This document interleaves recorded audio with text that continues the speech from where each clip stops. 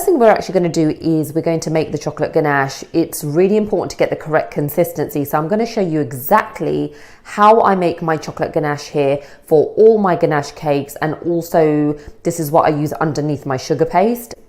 So what I've got here in my bowl is I've got some white chocolate buttons. Now this is really, really good quality chocolate. This is a chocolate called Belle chocolate. It comes in these kind of small buttons, so it's really easy to melt. Another good brand of chocolate is Calibut. That's really, really good. This one I tend to buy in a really large bag, 15 kg bag. It actually works out a lot cheaper, but by all means you can buy the smaller bag as well. I do always stress that try and use a really good quality chocolate, because sometimes you can get a very oily ganache if you use kind of the cheaper brands. So this is just a really, really good quality. Now in my bowl, I have got 852 grams of white chocolate. Now this is going to be more than sufficient to cover a 6-inch cake. You might even have some left over. So the great thing about ganaches is you can actually freeze it as well. It freezes really well for up to 3 months. So if you do have kind of quite a lot left over, you can always freeze it. So in my bowl is the 852 grams. Now we basically use a 3-to-1 ratio. So 3 parts of chocolate to 1 part cream. So I have got here just some double cream. This is 284 mils. So obviously just times that by 3 will give you the 852 grams. And I'm simply just going to pour this cream into the bowl, just into the bowl of white chocolate. And what I'm going to do now, I'm just going to give it a little mix just to make sure that it's nicely kind of covered, the chocolate cream is covering the chocolate. And I'm going to pop this into the microwave now for 2 minutes. Only 2 minutes. So now this would depend on how powerful your microwave is. So just be careful not to overheat it.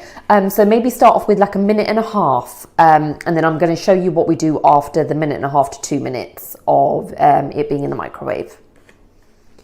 So this has been in the microwave now for about 2 minutes. And as you can see, you can still see some of the chocolate. Now it's really important not to overheat this, because what can happen is you can get a layer of oil which will basically come to the top of the surface, and your chocolate and cream, it will just split. So what I'm going to now do is I just want to go in with my handheld whisk, and I'm just going to give this a little mix just until the buttons start to melt and incorporate into the cream.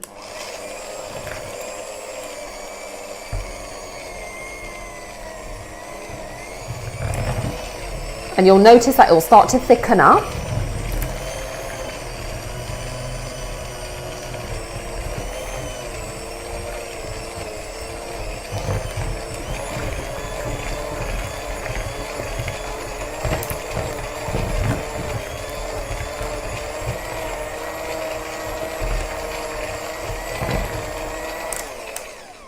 Now I can still see some bits of chocolate in here which haven't fully melted. So what I'm going to do is I'm going to pop this back into the microwave just for about 20 seconds. So do it in short bursts. So 10 or 15 seconds, even 20 seconds is fine. But you don't want to go in for more than that, because again, it will just split the chocolate. So we're just going to go in and pop that into the microwave for another 20 seconds.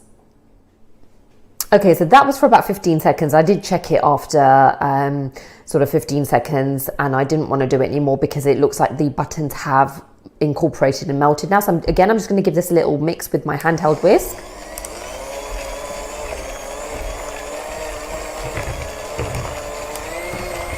And just really make sure that your buttons have fully melted and you can't see any hard bits of chocolate. I'm just increasing the speed of the mixer as well.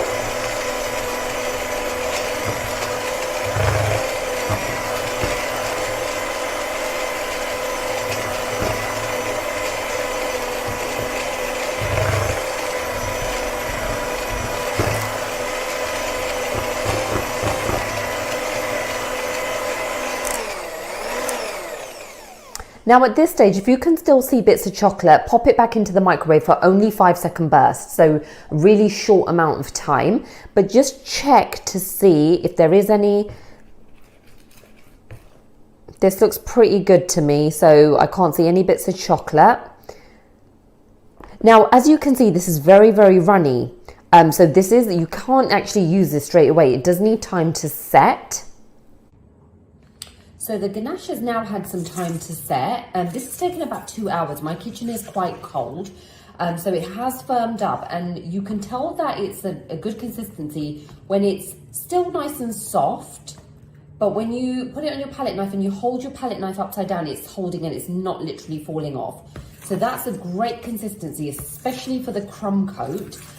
It can be a little bit firmer than this for the second stage of the ganache, which I'm going to show you, but this is absolutely perfect and what we want for the crumb coat stage.